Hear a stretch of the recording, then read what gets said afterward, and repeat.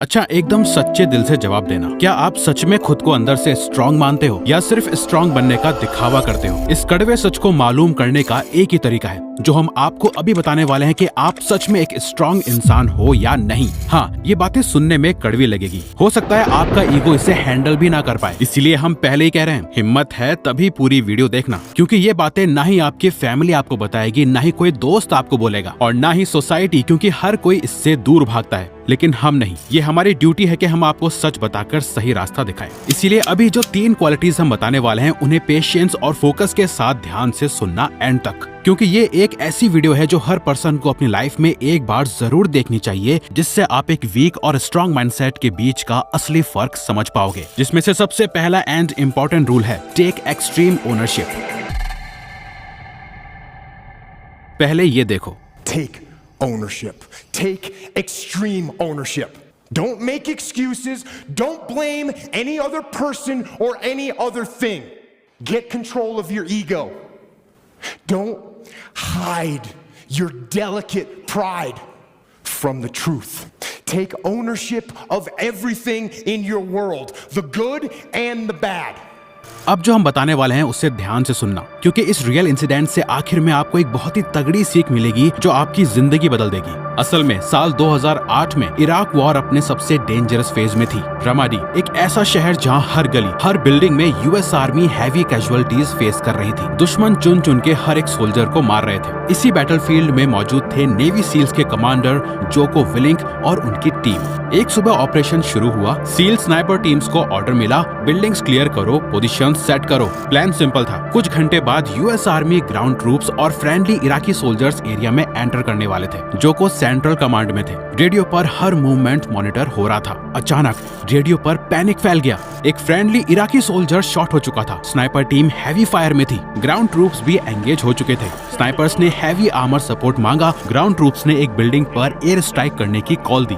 लेकिन जोको को एक चीज चुभी, कुछ ठीक नहीं है। उन्होंने एयर स्ट्राइक रोक दी और खुद बैटलफील्ड में उतर गए। जब वो उस बिल्डिंग के पास पहुंचे जहां स्नाइपर टीम होनी चाहिए थी, वहां जो उन्होंने देखा उसने उन्हें हिला के रख दिया। ग्राउंड ट्रूप्स एनिमी पर फायर नहीं कर रहे थे, वो अपने ही नेवी सील स्नाइपर टीम पर फायर कर रहे थे। बिना जाने गलती से अगर एयर स्ट्राइक होती तो उनके अपने ही लोग मारे जाते। ऑपरेशन तुरंत बंद कर दिया गया। कमांड से ईमेल आई, ऑल ऑपरेशंस शट डाउन। अभी जो भी हुआ उसकी इन्वेस्टिगेशन शुरू हो रही है। इसके लिए जो भी रिस्पॉन्सिबल है उसे अकाउंटेबल या जिम्मेवार ठहराया जाएगा। अब यहाँ नॉर्मली क्या होता, लोग बोलते कम्युनिकेशन का इशू था, सिचुएशन कंफ्यूजिंग थी। लेकिन जोको ने ऐसा नहीं किया। उन्होंने डिटेल्स देखी, पूरा सीन समझा और फिर एक मुश्किल लेकिन कड़वा सच एक्सेप्ट किया कि गलती मेरी ही है। मिसकम्युनिकेशन हो या कंफ्यूजिंग सिचुएशन, लीडर होने के नाते फाइनल रिस्पॉन्सिबिलिटी उन्हीं की थी। उन्होंने अपनी टीम और हाई रैंकिंग मिलिट्री ऑफिशियल्स के सामने सीधा कहा, बैटलफील्ड पर जो भी होता है उसकी जिम्मेदारी मेरी है, किसी और को ब्लेम करने का कोई मतलब नहीं, और मैं इंश्योर करूंगा कि ऐसा इंसिडेंट दोबारा कभी ना हो।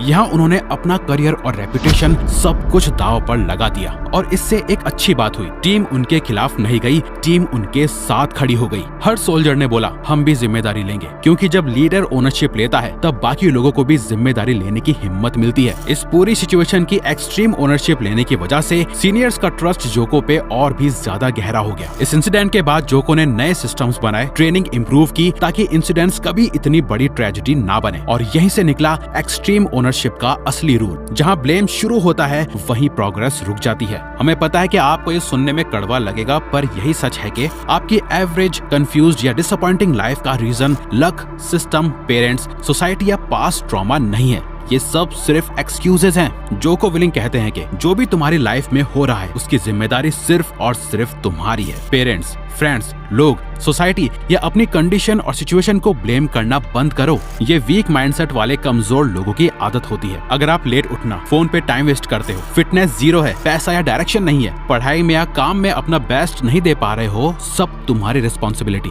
ये बात जितनी जल्दी मान लोगे उतने फायदे में रहोगे, क्योंकि सबसे आसान होता है औरों पे अपनी गलतियां थोप देना, क्योंकि उससे ज्यादा मुश्किल होता है खुद रिस्पॉन्सिबिलिटी लेना, जो हर किसी में हिम्मत नहीं होती। क्योंकि जब तक प्रॉब्लम आपकी नहीं होती सोल्यूशन भी कभी आपको नहीं मिलता। स्ट्रॉन्ग माइंडसेट वाले लोग ब्लेम नहीं करते, चाहे कुछ भी हो जाए, वो हर एक चीज की रिस्पॉन्सिबिलिटी लेते हैं और उसे ठीक करते हैं। तो पहला रूल है टेक एक्सट्रीम ओनरशिप। लेकिन सिर्फ रिस्पॉन्सिबिलिटी लेना काफी नहीं होता। अगर आपके रिस्पॉन्सिबल होके भी आप फेल होते जा रहे हो तो क्या फायदा। दुनिया तो सिर्फ रिजल्ट से चलती है। किसी को बोलना कि मैं ये करूंगा और करके दिखाने में बहुत फर्क होता है। इसीलिए ये नेक्स्ट रूल बिल्कुल मिस मत करना जो अब हम बताने वाले हैं। ये रूल और बाकी के सभी रूल्स और बातें हमने जोको विलिंग की पावरफुल बुक एक्सट्रीम ओनरशिप से सीखी है। पर इस छोटी सी यूट्यूब वीडियो में 360 पेजेस को जस्टिफाई करना आसान नहीं है। इसीलिए हमने समरी बोर्ड को ज्वाइन कर रखा है ताकि हम ज्यादा से ज्यादा नॉलेज कम टाइम में ले सकें। क्योंकि समरी बोर्ड जो एक वीडियो प्लेटफॉर्म है जिसमें एक्सट्रीम ओनरशिप जैसी कई बुक्स का chapter wise full breakdown already available है, जहां आप बुक्स को chapter by chapter video format में देख सकते हो। इजीली समझा जाए तो आप समरी बोर्ड को सेल्फ हेल्प बुक्स का नेटफ्लिक्स समझ सकते हो। पर सिर्फ देख लेना काफी नहीं होता, सीखी हुई चीजें इम्प्लीमेंट भी करनी पड़ती हैं। इसलिए समरी बोर्ड के अंदर सीकन के owner Zeeshan weekly live sessions लेते हैं, जहां सिर्फ बुक्स के बारे में बात नहीं होती, बुक्स को एक्शंस में कन्वर्ट करा जाता है। एग्जांपल के लिए एक्सट्रीम ओनरशिप के लाइव में एक ऑनेस्ट सेल्फ ऑडिट होती है, रियल लाइफ सिचुएशंस पे डिस्कशन होता है और आप अपने ब्लेम पॉइंट्स और ब्लाइंड स्पॉट्स को क्लियरली देख पाते हो। ये लाइव सेशंस सिर्फ समरी बोर्ड मेंबर्स के लिए होते हैं और ये 1-2 लाइव का सीन नहीं है। हर मंथ नई बुक्स आती रहती हैं और उनके साथ वीकली लाइव्स भी चलते रहते हैं। समरी बोर्ड की मेंबरशिप में आपको मिलती है कई सारी बुक्स, वो भी सिर्फ एक बुक के प्राइस में। सिर्फ 99 रुपीज देके आप इसका मंथली सब्सक्रिप्शन ले सकते हो अगर आपको भी सेल्फ इम्प्रूवमेंट पसंद है। अगर आप इंटरेस्टेड हो तो डिस्क्रिप्शन में लिंक है, वहाँ से जाके आप इसे ज्वाइन कर सकते हो। लेकिन अब आते हैं सबसे इम्पोर्टेंट रूल पे, no bad teams only bad leaders.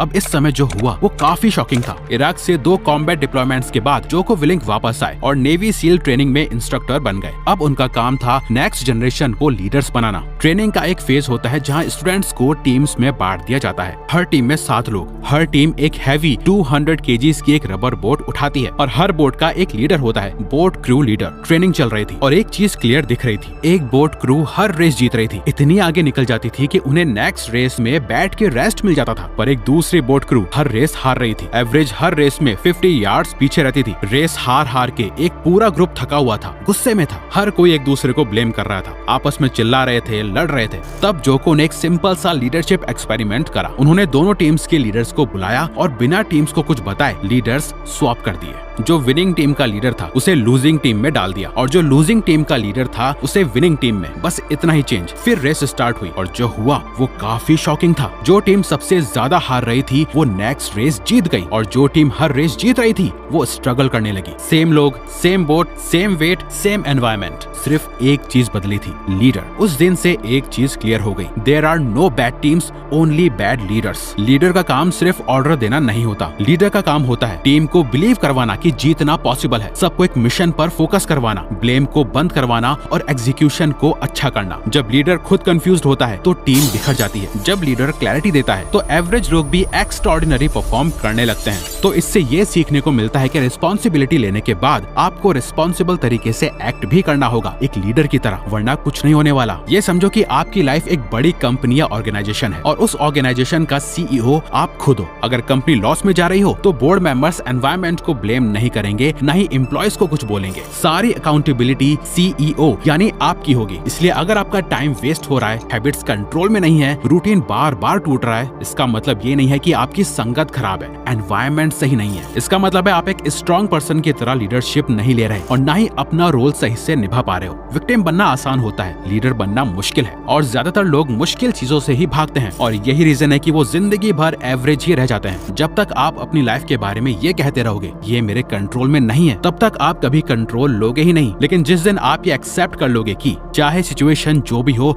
Responsibility मेरी है, उसी दिन आप विक्टिम नहीं रहते, लीडर बन जाते हो। बट आपके और आपके लीडर बनने के बीच बस एक दीवार है जिसका नाम है ईगो। जब तक आप इस दीवार को नहीं तोड़ोगे आप कभी आगे नहीं बढ़ पाओगे। इसीलिए ये रूल ध्यान से सुनना, चेक द ईगो। अब यहाँ एक बहुत इंपॉर्टेंट बात समझनी होगी। ज्यादातर लोग ईगो को गलत समझते हैं। आप सोचते हो ईगो मतलब है घमंड, ईगो मतलब अकड़, ईगो यानी एटीट्यूड। लेकिन ईगो का सबसे डेंजरस फॉर्म ये सब नहीं होता। ईगो का सबसे डेंजरस फॉर्म होता है परफेक्शनिज्म। ईगो वो होता है जब आप बोलते हो कल से प्रॉपर स्टार्ट करूंगा, सब क्लियर हो जाए फिर शुरू करूंगा। मुझे ऑलरेडी ये सब पता है, मेरे लेवल के लोग ये बेसिक चीजें नहीं करते। ये ईगो आपको फील कराता है कि आप स्पेशल हो और रूल्स आप पर अप्लाई नहीं होते। सच ये है, ईगो आपको वीक नहीं बनाता, ईगो आपको स्टार्ट ही नहीं करने देता। जब ईगो होता है तो आप ओवरथिंक करते हो, आप एक्शंस लेने में डिले करते हो, आप फेल होने के बाद बोल देते हो ये मेरे लिए बना ही नहीं। स्ट्रॉन्ग लोग परफेक्ट नहीं होते, स्ट्रॉन्ग लोग बोरिंग होते हैं। वो रोज वही बेसिक चीजें रिपीट करते हैं जो हमेशा से करते आ रहे हैं। वो अपने मूड के गुलाम नहीं होते। उनकी लाइफ में सबसे इंपॉर्टेंट चीज होती है कंसिस्टेंसी। काम करना है तो करना है, ना मूड बीच में आएगा, ना इमोशंस, ना कुछ और बिगनर का काम होता है रोज छोटी छोटी चीजें करना, रोज थोड़ा सा बेटर बनना। जिस दिन आप ईगो छोड़ देते हो उसी दिन आप ये बोलना स्टार्ट करते हो, और वही थोड़ा सा 30 दिन बाद हैबिट बन जाती है, 90 दिन बाद डिसिप्लिन, और 1 साल बाद ये थोड़े थोड़े एक्शंस पूरी आइडेंटिटी बदल देते हैं। हमें पता है कि इतना कड़वा सच और रियलिटी बाकी के लोग आपसे बोलने से डरते हैं, लेकिन रिवायर्स ने हमेशा दिल से कंटेंट बनाया है और आपके लिए वही करेगा जो आपके लिए सही है।